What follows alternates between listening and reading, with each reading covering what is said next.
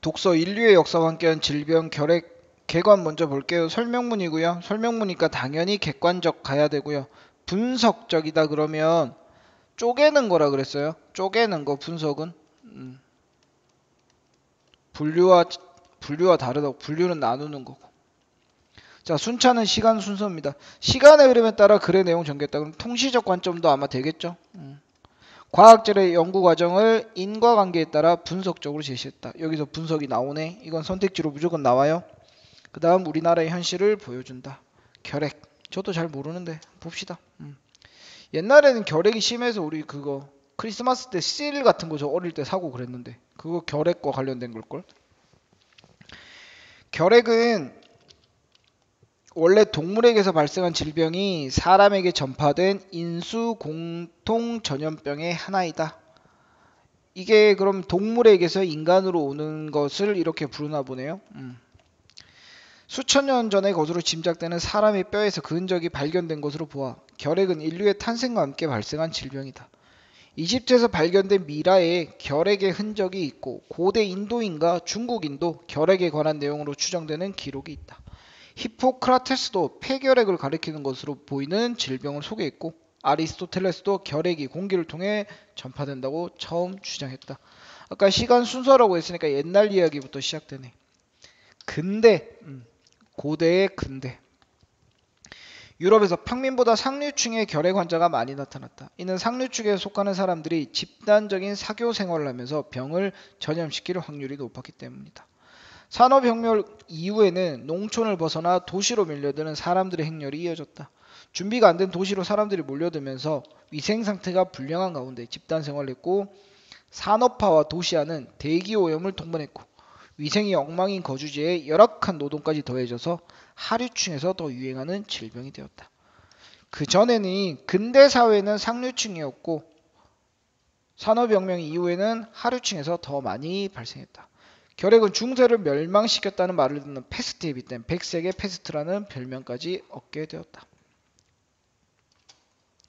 질병의 존재는 알고 있지만 그에 관한 지식은 전무한 상태에서 인류는 19세기 계속 시간을 경과하는 거예요.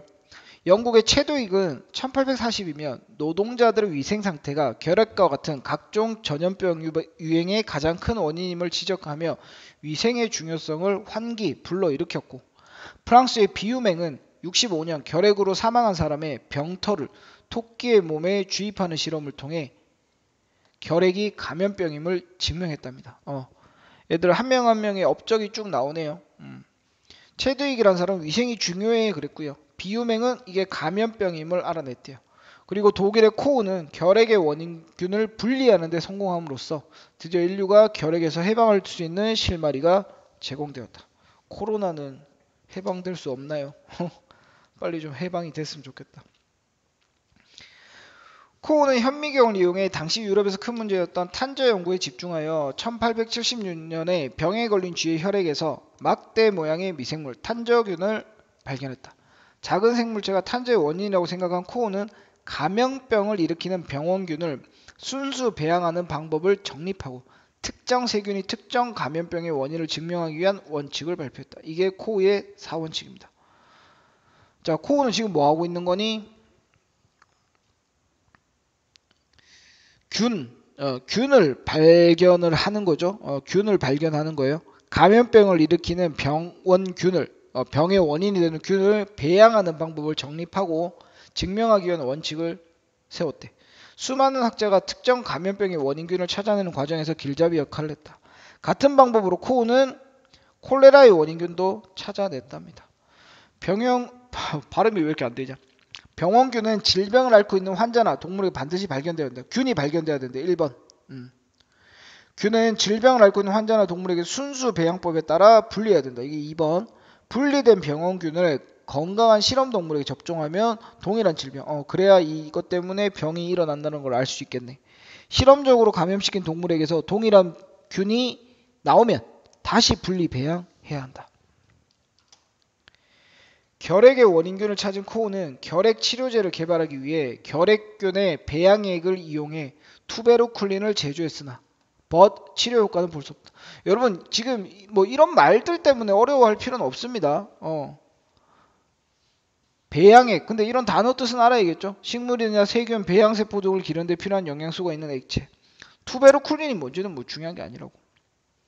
이를 결핵 진단에 이용하고 있으나 계속 승승장구하는 코에게 결핵 치료제 개발 실패는 침체에 빠지는 계기가 되었다.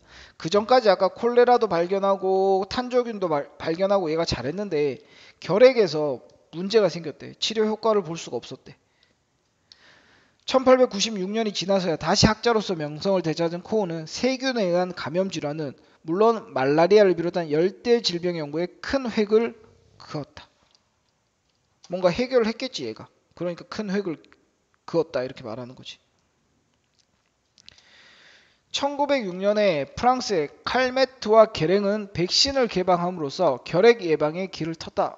자, 계속 한 명 한 명씩 역할이 나오는 겁니다. 업적이 나오는 거예요. 세균학자 칼메트는 파스테르 접종법 원리, 즉 독성을 약하게 만든 균을 인체에 주사하는 방법을 이용하려 했다. 우두를 앓으면 치명 소결핵을 가볍게 앓으면 사람 결핵이 예방되므로 소결핵균을 백신으로 만들기에 적당이다. 소결핵균을 가볍게 앓으면 사람이 예방된대요. 우두를 앓으면 치명적인 천연두가 예방되는 것처럼. 됐니?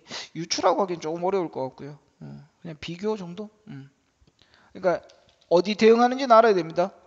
우두가 어디에 해당하는 거야? 사람 결핵에 해당하는 거겠죠? 그 다음 쏘리 잘못 말했다. 지웁시다. 다시. 우두에 해당하는 게 뭐니? 우두를 앓으면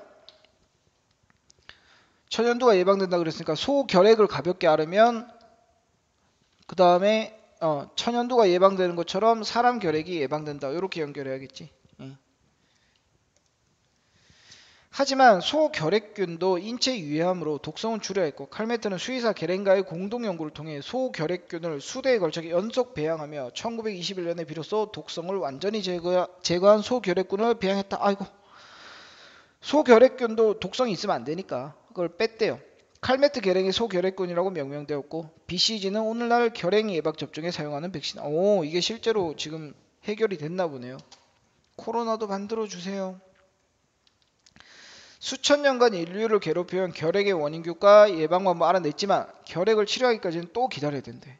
미국의 생물학자인 왁스먼은 흙이 들어있는 용액에 노출된 세균이 죽어버린 현상을 발견하고 흙 속에서 세균을 죽이는 물질을 찾아내기 위한 연구를 진행했다. 세균이 흙에 들어가니까 죽었대. 그럼 이 세균이 왜 죽었을까를 연구한 거지. 왁스먼은 흙 속에 눈에 보이지 않는 미생물이 자신의 영역을 지키기 위해 끊임없이 자리다툼을 하며 토양이라는 환경에 가장 잘 적응한 존재들만이 살아남게 된다는 사실을 알게 되었다. 사람을 죽게 하는 결핵균조차도 토양이라는 환경에서는 살아남지 못했다. 그럼 토양 안에 미생물을 어떻게 하면 되겠네. 왁스먼은 토양에 다양한 미생물이 있으며 수가 아주 많다는 사실에 착안했다. 그래야 토양의 미생물 가운데 병원균을 사멸시키는 물질을 분비하는 미생물이 존재할 거라는 가설을 세우고요. 가설을 검증하기 위해 연구를 진행했다. 왁스먼은 다양한 성질을 지닌 토양을 채취해 완충 용액에 혼합한 다음에 토양 속에 있는 미생물을 멸균하고 다 없애버렸대. 그 생성물에서 항생제 능력을 지닌 다른 물질을 분리하는 일을 하루도 빠짐없이 실험했다. 그러니까 단어 뜻은 내신이라서 알아두면 좋은데 이게 단어가 어려워서 너무 힘들어할 필요는 없는 거야. 그냥 토양 속에는 토양 속에 있는 어떤 미생물이 균을 죽이는 게 있겠지. 그걸 찾으려고 노력했다. 실험 대상이 워낙 광범위했으니까 고된 작업이었지만 미생물의 종류가 너무 많으니까 쉬지 않고 실험했다. 방선균에서 뽑아낸 특이한 물질이 장티푸스, 포도상을 비롯한 여러 병원성 세균에 대한 살균 효과가 있음을 발견했다. 방선균이 생산하는 물질 가운데 향균 효과를 지닌 물질은 20가지가 넘었다. 그러나 찾아낸 추출물로 동물 실험을 한 경우가 약의 효과는 아주 나타나. 진짜 열심히 했는데 효과가 낮았대요. 속상하겠다. 하지만 이에 굴하지 않고 의지적 태도네. 왁스먼은 살균 효과가 있는 1000개 정도의 물질을 추출하고 어느 물질이 가장 좋은 효과를 지니는지 알아내는 실험을 계속하면서 후보 물질의 수를 점점 줄였다. 몇 년이 지난 어느 날 대단합니다. 시험관 속에서 창자의 병을 일으키는 창자, 우리 내장이겠죠. 병원균 한 가지가 죽어 있는 것을 발견했다. 시험관에 있던 미생물은 방성균의 일종인 스트랩토미세스였는데 이 미생물을 집요하게 파고들었다. 추출한 항생물질은 페니실린으로 해결할 수 없던 여러 가지 균에 효과가 있었고 특히 결핵 치료제로 주목을 받았다. 방성균에서 항생제를 추출하는 데 성공한 왁스먼은 다음에 스트랩토마이신이라는 이름을 붙인 약을 세상에 공개했다. 이때부터 스트랩토마이신은 지금까지 결핵 치료제의 대표약으로 많은 환자에게 도움을 준다. 노벨 생리 의학상을 수상했다. 지금 요거 한번 쭉 보세요. 그냥 일치 문제로 나올 수 있겠죠. 일치 문제로. 그러니까 체드윅은 위생 상태, 비유맹은 감염병, 코어는 원인균을 발견했고요. 얘들은 백신을 만들었고요. 그 다음 왁스먼은 치료 물질을 만들었대. 오늘날 결핵은 사람들 관심에서 많이 멀어졌지만 결코 과거의 질병은 아니래요. 지금도 2,000명이 넘는 사람들의 목숨을 빼앗는 무서운 병이다. 10만 명 하면 5.5명이 세상을 떠난답니다. 지금도 이렇게 많아? 치료제가 개발되었지만 결핵은 증상이 쉽게 호전되지 않아 적어도 6개월 이상 꾸준히 약을 복용해야 된다. 강한 내성균의 출현은 결핵 치료에 걸림돌이 되고 있고 아직도 전쟁은 끝나지 않았다. 코로나 시국에 문제로. 근데 이거 여러분들이 어렵다고 하는 게 어떤 부분인지는 알 것 같아. 그죠? 막 이런 것들 이런 게 지금 너무 어렵게 느껴질 것 같은데 너무 막 그렇게 안 해도 돼요. 대충 큰 틀만. 큰 틀은 뭐야? 토양에서 병균이 죽은 걸 보고 토양의 그 수많은 미생물 중에 누군가는 병원균을 죽이는 역할을 하는구나. 그래서 이 아저씨가 계속 실험을 해서 그 미생물을 찾았다 정도예요. 알겠습니까? 됐죠?